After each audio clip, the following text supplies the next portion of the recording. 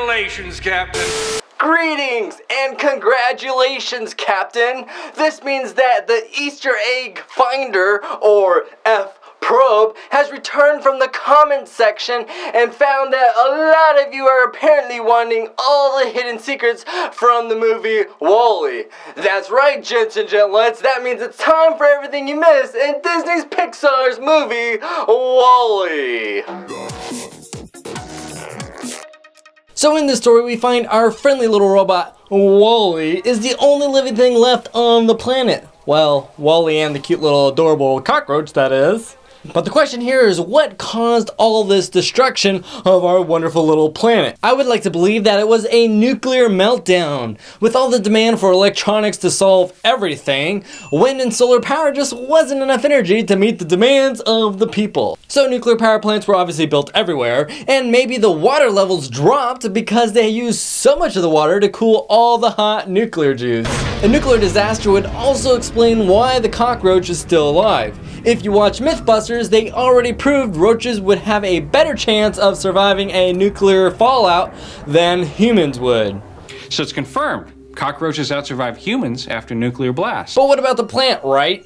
Well, the reason the plant survived in the fridge is because it was an airtight chamber and the radiation couldn't get to the little guy.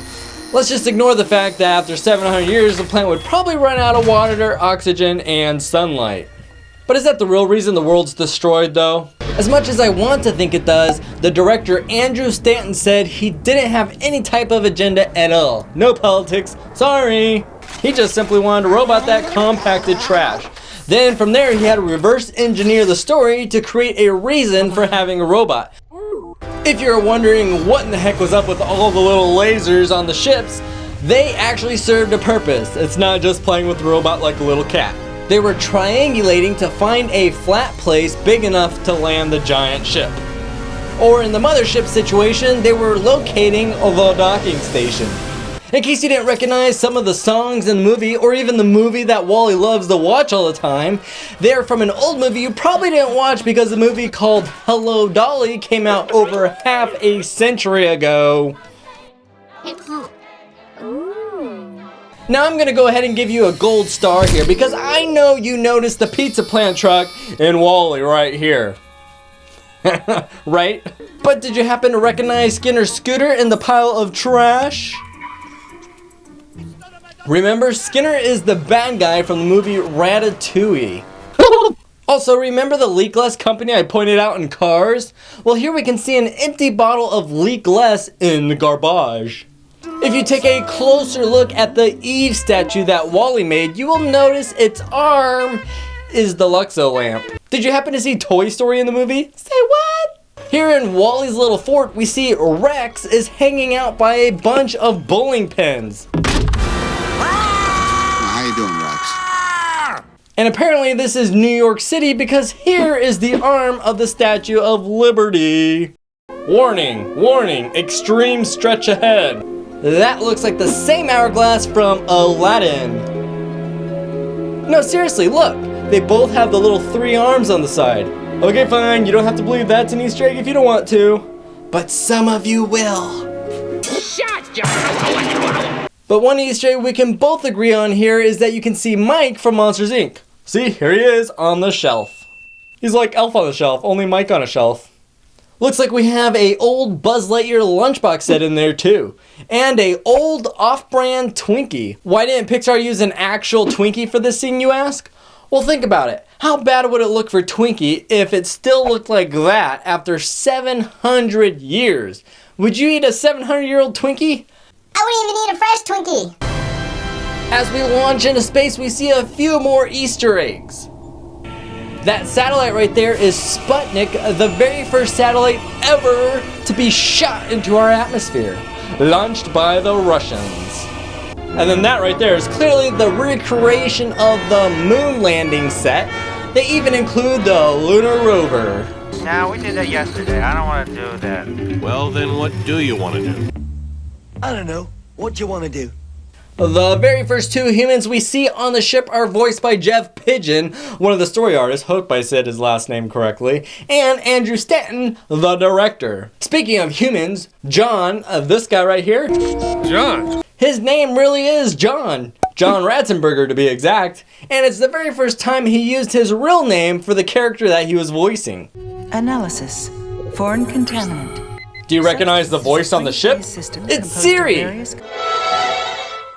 Just kidding, just kidding. It's the famous Sigourney Weaver. It's good to see that after 700 years we are still using the same technology found in infomercials. Clap on, clap off. We learn later on that the autopilot and his little droid were the bad guys, or just technology that fell victim to bad programming. Either way, I think the ship tried to control them and knew a return to Earth would mean the ship would lose that power.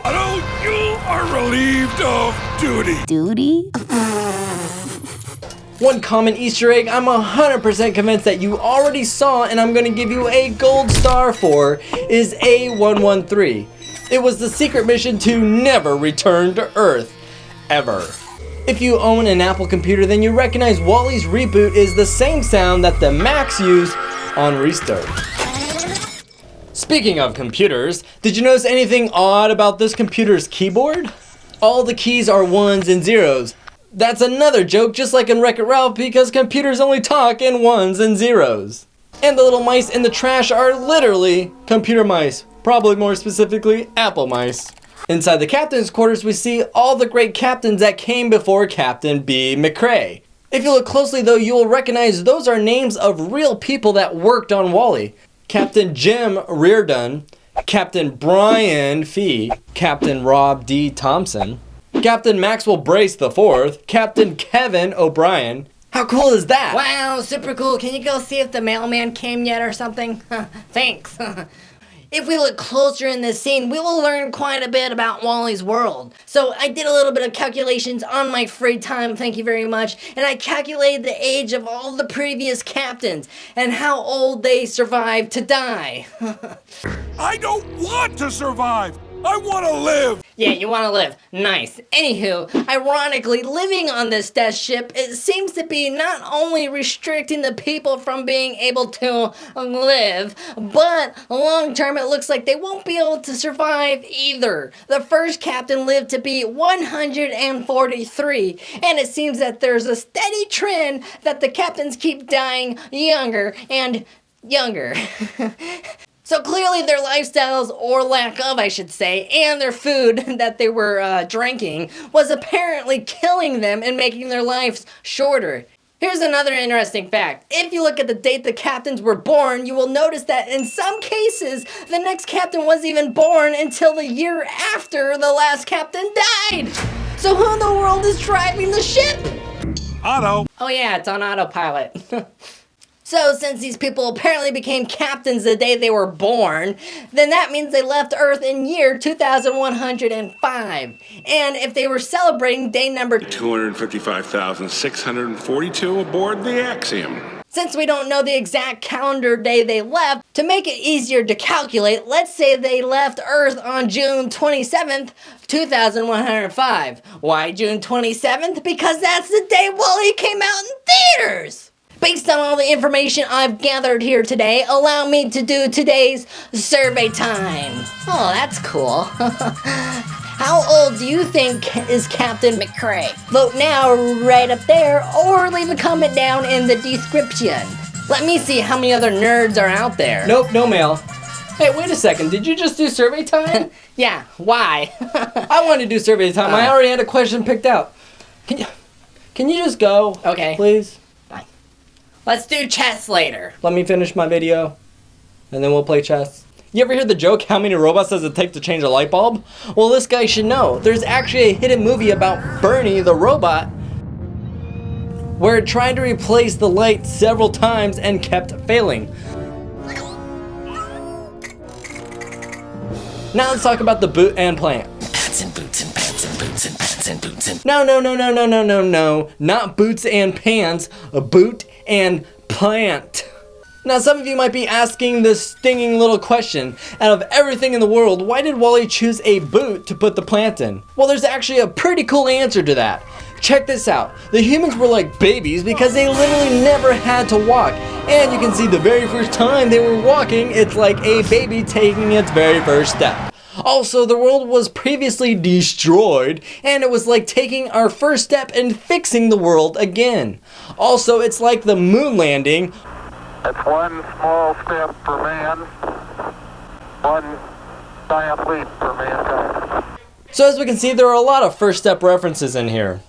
So in the end, Eve gets to save Wall-E, even though earlier, Wall-E got to save her. Aww. But after Eve saved Wall-E, even though he was functioning, it's like he was asleep or something. Denied. Until, of course, Eve kissed him robot style.